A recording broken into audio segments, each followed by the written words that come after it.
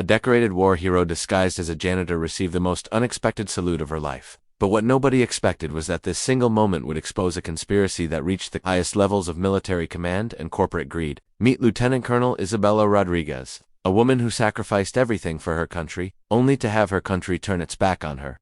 For 18 months, she had been invisibly cleaning the floors of Blackstone Defense Corporation, the same company that manufactured the defective equipment that cost her unit their lives in Afghanistan. Every night, as she emptied trash cans and mopped conference rooms, she listened. She documented, she gathered evidence of the corruption that had killed her soldiers and destroyed her career. The scar running down her left arm told the story of shrapnel from an IED explosion caused by faulty armor plating. The tattoo on her right shoulder bore the names of the 7 soldiers who died under her command because Blackstone prioritized profits over protection. But to everyone at the corporate headquarters, she was just the cleaning lady, another invisible minority woman whose presence barely registered in their privileged world. They had no idea that the woman they dismissed and ignored was building a case that would bring down their entire operation. What started as a quest for personal justice was about to become the largest military fraud exposure in modern history. Isabella had been patient, methodical, and utterly invisible as she collected smoking gun, evidence of bribes, falsified safety reports, and covered up deaths.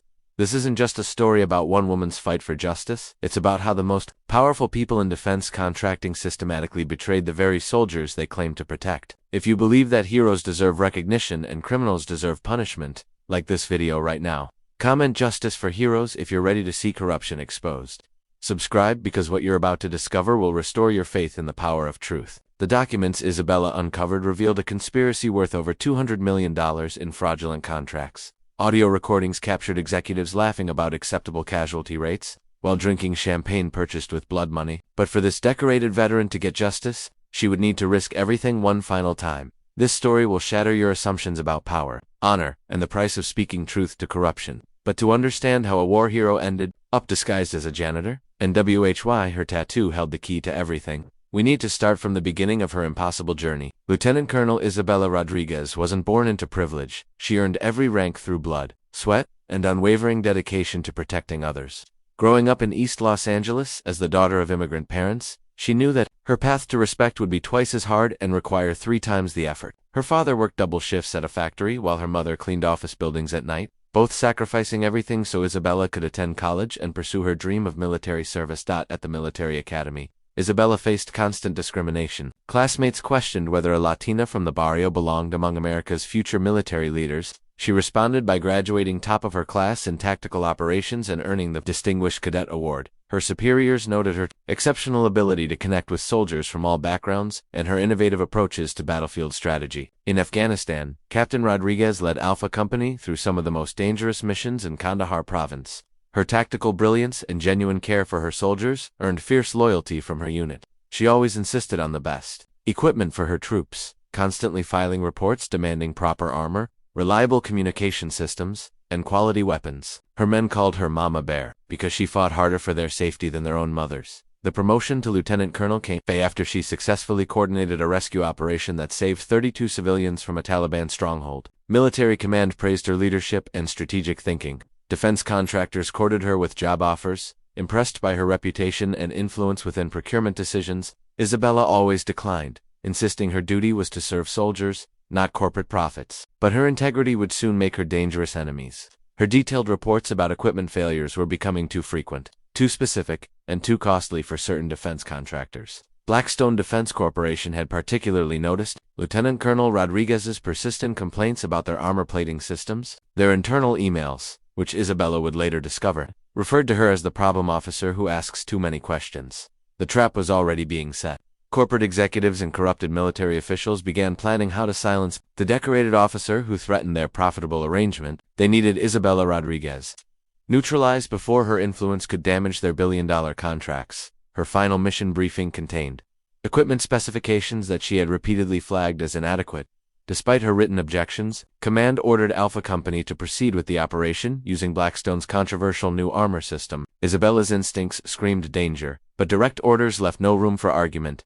As her unit prepared for what would become their last mission together, Isabella made one final attempt to protect her soldiers. She submitted an emergency equipment review request, demanding independent testing of the armor systems before deployment. The request was denied within hours. Marked mission-critical timeline cannot accommodate delays. That denial would haunt Isabella forever, because she knew deep in her warrior's heart that her soldiers were being sent to die.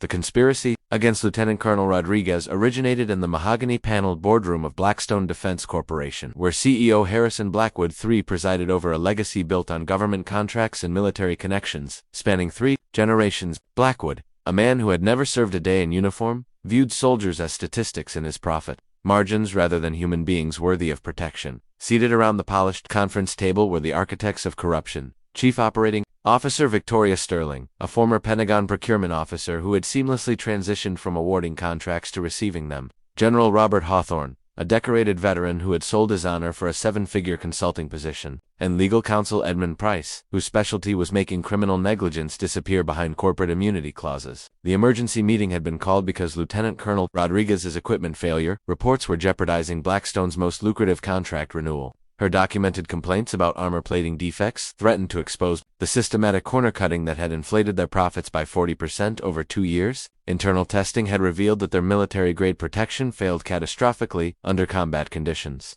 But those reports were buried in confidential files. The Rodriguez problem needs a permanent solution, Blackwood declared, his voice carrying the cold calculation of a man accustomed to treating human lives as acceptable losses. Her influence with field commanders is undermining our entire operation. Every complaint she files costs us millions in potential contracts. General Hawthorne, the military insider who provided legitimacy to their schemes, revealed the depth of their penetration into military command. I've arranged for her unit to receive the new armor systems for their next deployment. Our field testing shows a 93% protection rate, more than adequate for our contractual obligations. What Hawthorne didn't mention was that adequate meant accepting a 7% casualty rate that would be classified as equipment malfunction rather than corporate negligence. Victoria Sterling had already prepared the legal framework to shift blame to user error and unforeseeable combat conditions. The plan was elegant in its cruelty. Isabella's unit would become unwitting test subjects for defective equipment. If soldiers died, Blackstone would claim battlefield casualties while collecting insurance payments. If Isabella survived and continued her complaints, her credibility would be destroyed by the trauma of losing her soldiers to equipment she had approved. Edmund Price outlined the legal protections already in place. Government Accountability Office investigations take minimum 18 months. By then we'll have restructured the contracts through subsidiary companies. Even if negligence is proven, corporate liability is capped at $12 million less than we profit in a single quarter. But their conspiracy extended beyond simple fraud. Blackstone had systematically identified and targeted military officers whose integrity threatened their operations. Isabella was merely the latest in a pattern of problem soldiers who had suffered mysterious career-ending incidents after questioning corporate practices.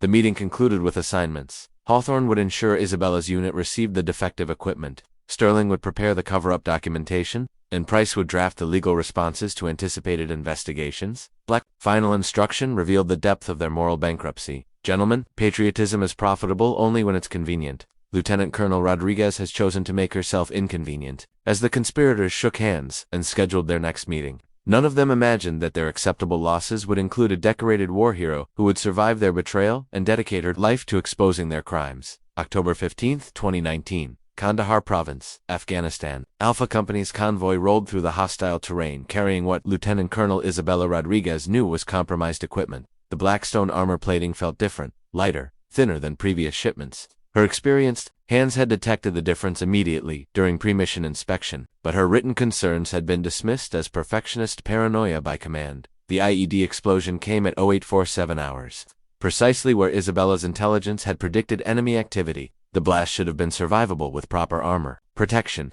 Instead, the Blackstone plating shattered like glass, sending deadly fragments through the vehicle's interior. The 7 soldiers under Isabella's command, Rodriguez Martinez, Thompson Williams, Jackson, Carter, and O'Brien died not from the enemy's bomb, but from their own defective protection. Isabella survived because she had positioned herself at the convoy's most dangerous point, drawing enemy fire away from her soldiers. The same shrapnel that should have been deflected by quality armor instead carved through her left arm and embedded in her shoulder. As she lay bleeding in the Afghan dust, surrounded by the bodies of soldiers she had sworn to protect, Isabella heard the radio chatter that would change everything. Blackstone Command, this is Oversight 7. Package delivered as specified. Anticipated results confirmed. Begin Phase 2 immediately.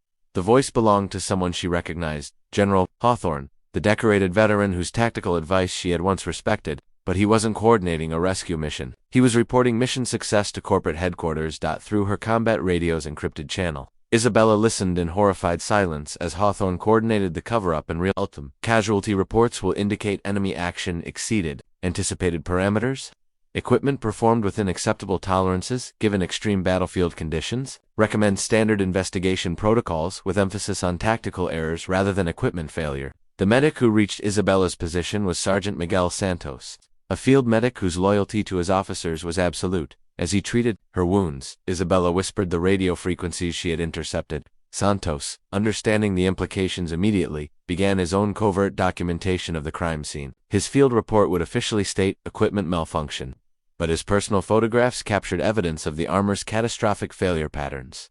During the medical evacuation, Isabella maintained consciousness long enough to hear Victoria Sterling's voice on a secure satellite phone, already coordinating with legal teams and insurance adjusters. Confirm 7 KIA, 1 wounded officer. Begin standard protocols for battlefield casualty processing. Ensure family notifications. Emphasize heroic sacrifice rather than equipment questions. The hospital in Germany became Isabella's first taste of systematic betrayal. Military investigators visited her bedside not to gather evidence of equipment failure, but to pressure her into accepting the official narrative of overwhelming enemy force. When she insisted on reporting the armored defects, her statements were classified as trauma-induced confusion and excluded from official records. Her military career was quietly terminated. Through medical retirement for psychological trauma, the Distinguished Service Medal she received was accompanied by a non-disclosure agreement, disguised as national security protocols. The message was clear: accept the cover-up or face court-martial for revealing classified information. But black conspirators had made a fatal error. They assumed that destroying Isabella's career would silence her permanently. They never considered that a warrior stripped of uniform and rank might become even more dangerous than a lieutenant colonel. Bound by military protocol, as Isabella signed her discharge papers with her injured hand, she made a silent vow to her fallen soldiers. Their names would be tattooed on her shoulder as a permanent reminder of her mission. Justice for Alpha Company would come, no matter how long it took or what sacrifices were required. The war for truth was just beginning. 18 months after her discharge, Isabella Rodriguez had transformed herself into the perfect invisible weapon. The decorated lieutenant colonel had become Alina Martinez, night janitor at Blackstone Defense Corporation's headquarters in Arlington, Virginia. Her new identity, carefully constructed with help from underground veteran networks, allowed her to move freely through the very building where her soldiers' deaths had been orchestrated. The custodial service that hired Elena specialized in employing immigrants and veterans people society had trained itself not to see. Isabella's bronze skin, accented English, and humble demeanor made her functionally invisible to the executives whose offices she cleaned. They discussed classified contracts, personnel bind, and criminal conspiracies while she emptied their trash. Never imagining that the cleaning lady understood every word and remembered every detail, her breakthrough came on a rainy Thursday night in March 2021 while cleaning Harrison Blackwood's executive suite. Isabella discovered a hidden recording device behind his desk, but it wasn't hers. Someone else was gathering evidence against Blackstone's leadership. As she carefully examined the sophisticated equipment, a voice from the shadows made her freeze. Lieutenant Colonel Rodriguez, I have been waiting for you to find that. The speaker emerged from behind the filing cabinets, a small, elderly black woman wearing the same custodial uniform. My name is Dorothy Washington, and I have been cleaning these offices for 12 years. I also served as staff sergeant in the Army Nurse Corps during Vietnam, where I learned that powerful men reveal their true nature when they think nobody important is listening. Dorothy had spent over a decade documenting Blackstone's crimes, not for revenge, but for justice. Her son Michael had been killed in Iraq using defective Blackstone equipment in 2007. Like Isabella, Dorothy had been dismissed by investigators and silenced by the system. Unlike Isabella, Dorothy had no military rank or media attention to lose. She was already invisible, which made her the perfect long-term intelligence operative. I have recordings going back 8 years, Dorothy whispered as she revealed a hidden storage compartment filled with audio devices, photographs, and documents. Equipment failures that killed soldiers, bribes to Pentagon officials, falsified safety reports, covered up congressional testimonies. But I needed someone with your tactical knowledge to understand how the pieces fit together. Together, they reviewed the evidence that night. Dorothy's recordings captured Blackwood laughing about acceptable casualty rates while toasting record quarterly profits. General Hawthorne's voice detailed how he had manipulated deployment schedules to ensure problem officers received defective equipment. Victoria Sterling discussed insurance fraud techniques for maximizing payouts from soldier deaths. The audio from October 2019 was the smoking gun, complete recordings of the real-time coordination of Alpha Company's mission, including Hawthorne's confirmation that Isabella's unit had been deliberately equipped with armor he knew would fail. The conversations revealed that 7 soldiers had been murdered not by enemy action, but by corporate greed and military corruption. Isabella's hands shook as she heard her soldiers' death sentences being pronounced by men in suits who had never faced enemy fire. But Dorothy's steady presence reminded her that emotion must be channeled into strategy. Anger is fuel, child, but justice requires precision.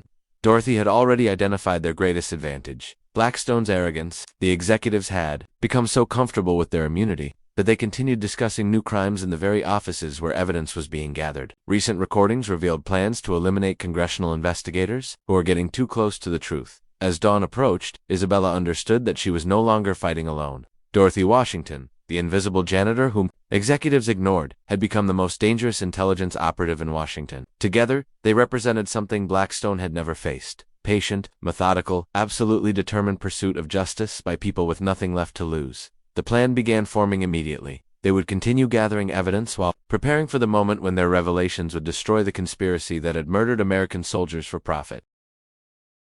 Over the following months, Isabella and Dorothy transformed Blackstone's headquarters into their personal intelligence gathering operation. Their custodial access allowed them to move freely through restricted areas during off hours, when executives often held their most sensitive meetings.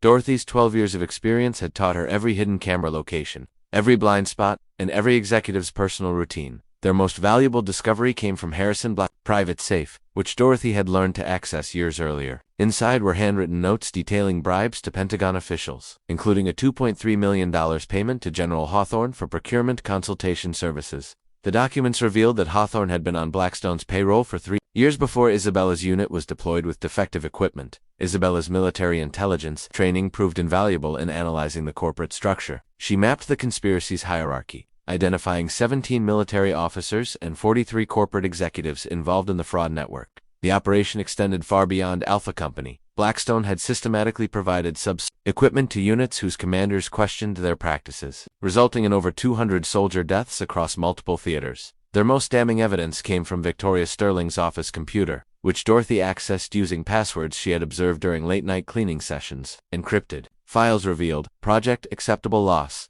a deliberate strategy to maximize profits by calculating optimal casualty rates that wouldn't trigger congressional investigations. Each dead soldier represented a statistical victory in their cost-benefit analysis.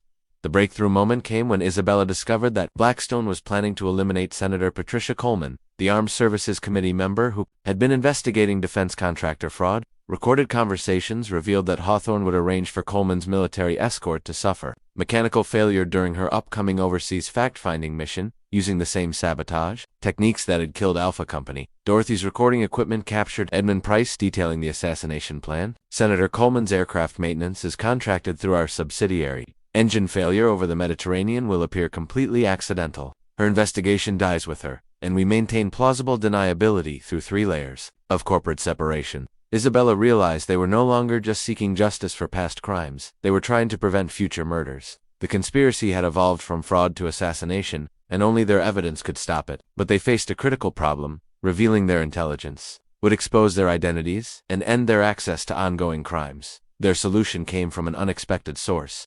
During a late-night cleaning session, Isabella encountered Colonel James Mitchell, a Pentagon investigator who had been working secretly on the Blackstone case. Mitchell had become suspicious of the unusually high casualty rates among units equipped with specific Blackstone products, but his official investigation was being blocked by General Hawthorne's influence. Isabella made the calculated decision to reveal herself to Mitchell. His shock at discovering that a supposedly dead lieutenant colonel was working as a janitor quickly transformed into respect when she presented Dorothy's evidence. Mitchell confirmed that the Pentagon had received anonymous tips about Blackstone's crimes, but lacked proof strong enough to overcome the company's political connections. The 3 conspirators, a disgraced lieutenant colonel, an invisible veteran janitor, and an honest Pentagon investigator, began coordinating their final offensive. Mitchell would provide official channels for evidence presentation, while Isabella and Dorothy continued gathering real-time intelligence on the planned assassination.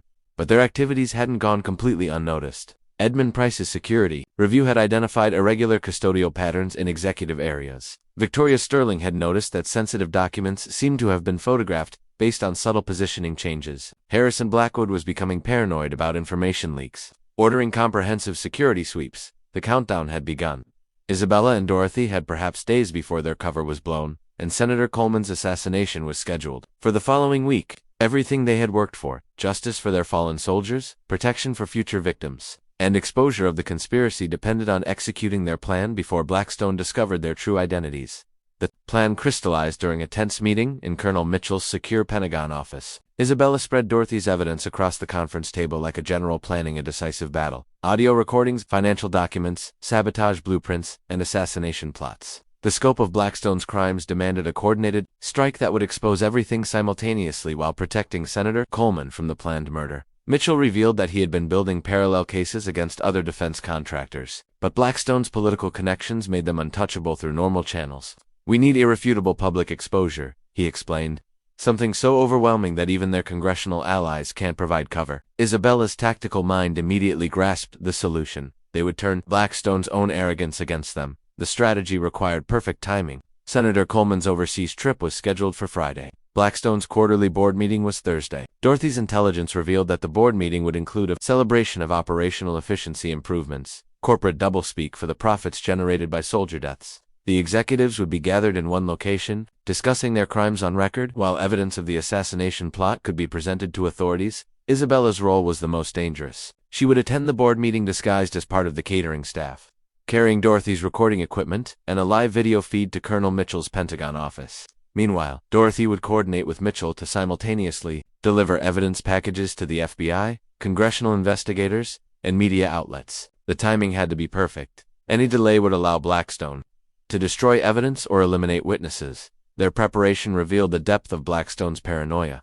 Security sweeps had intensified throughout the building, and several custodial staff members had been questioned about suspicious activities. Victoria Sterling had installed additional cameras in executive areas, and Edmund Price had hired private investigators to conduct background checks on all service employees. The net was closing around them. Dorothy's decades of invisibility became their greatest asset. She had cultivated relationships with security guards, maintenance workers, and administrative assistants, the invisible army of people who actually ran the corporate headquarters.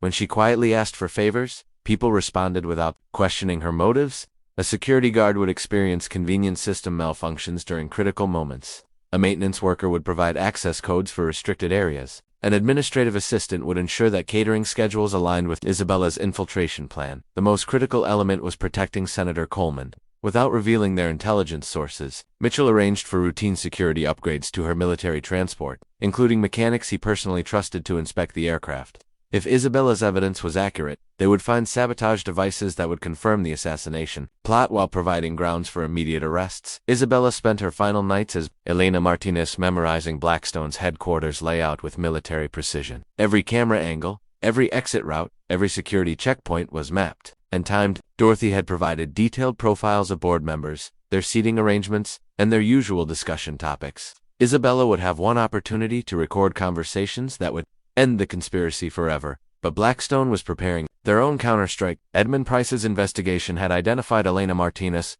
as a potential security risk, though he hadn't yet connected her to Lieutenant Colonel Rodriguez. Harrison Blackwood had authorized enhanced interrogation of suspicious custodial staff, starting with the woman who cleaned executive offices. They planned to move Thursday morning hours before the board meeting. Dorothy discovered the threat during her Wednesday night cleaning shift, overhearing Price coordinate with private security contractors. Extract the cleaning woman tomorrow at 0800, full interrogation protocols. If she's gathering intelligence, we need to know who's paying her and what they've learned. Terminate with prejudice if necessary. With less than 12 hours before their cover was blown, Isabella and Dorothy faced an impossible choice: abort their mission and let the assassination proceed, or accelerate their timeline and risk exposure. Before gathering the final evidence, Isabella's military instincts demanded the aggressive approach. Sometimes the only way through an ambush was to attack directly into it. The final battle would begin at dawn, with a decorated war hero walking into the enemy's stronghold one last time, carrying the hopes of fallen soldiers and the promise of justice finally served. Thursday morning, 0745 hours. Isabella Rodriguez walked through Blackstone's lobby for what she knew would be the final time. Wearing a catering uniform instead of her custodial disguise, Dorothy's network had arranged her placement with the breakfast service for the board meeting, giving her direct access to the conference room where Blackstone's executives would unknowingly confess their crimes on live video feed to Colonel Mitchell's Pentagon office. The board meeting began exactly as Dorothy's intelligence had predicted. Harrison Blackwood opened with champagne toasts, celebrating record profitability despite challenging operational conditions. The hidden cameras Isabella had positioned captured every face, every gesture, every moment of their celebration of blood money. General Hawthorne raised his glass higher than anyone, boasting about streamlined procurement processes that eliminated bureaucratic obstacles. As Isabella served coffee and pastries, Victoria Sterling began her presentation on Project Acceptable Loss Results. The PowerPoint slides detailed casualty statistics by unit, equipment type, and theater of operations. Alpha Company appeared on slide 12 as a successful cost-efficiency implementation.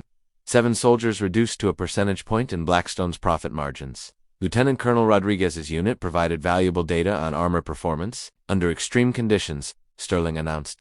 Clicking to the next slide showing Isabella's photograph crossed out in red. Her subsequent elimination removed a persistent obstacle to contract renewals worth $847 million over 5 years. Isabella's hands remained steady as she poured Blackwood's coffee, though her heart hammered against her ribs. They were discussing her murder as casually as quarterly earnings, unaware that their target was standing 3 feet away. Recording every word, the live feed was transmitting directly to Colonel Mitchell, who was coordinating simultaneous FBI raids on Blackstone facilities nationwide. Edmund Price's presentation revealed the full scope of their criminal enterprise. We've successfully neutralized 17 problem officers over the past 6 years through targeted equipment failures.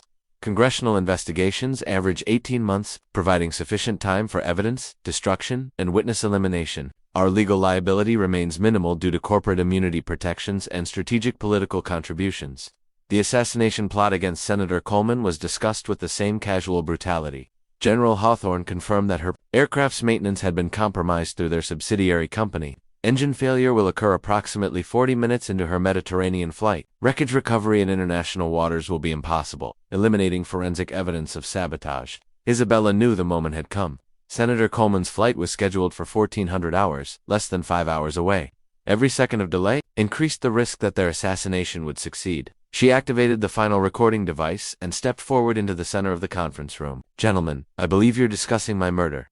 Isabella's voice cut through the corporate celebration like a blade. She pulled off her catering hat, revealing the face they thought they had eliminated. Lieutenant Colonel Isabella Rodriguez, Alpha Company, reporting for duty. The silence lasted exactly 4 seconds before chaos erupted. Blackwood lunged for his phone while Sterling screamed for security. Price reached for a concealed weapon, but froze when Isabella displayed her own service pistol legally carried. Under veteran concealed carry permits, General Hawthorne's face transformed from confusion to recognition to absolute terror as he realized the magnitude of their exposure. "Every word you've spoken today has been recorded and transmitted to federal authorities," Isabella announced, her command voice filling the room with absolute authority. "FBI agents are currently executing search warrants on your facilities. Senator Coleman's flight has been grounded for security inspection. Your assassination plot has failed." Dorothy Washington entered through the conference room's main doors, no longer disguised as an invisible janitor, but standing tall in her Army veteran uniform, wearing the medals she had earned in Vietnam. Behind her came Colonel Mitchell and 6 FBI agents, weapons drawn and arrest warrants ready. Harrison Blackwood, Victoria Sterling, Edmund Price,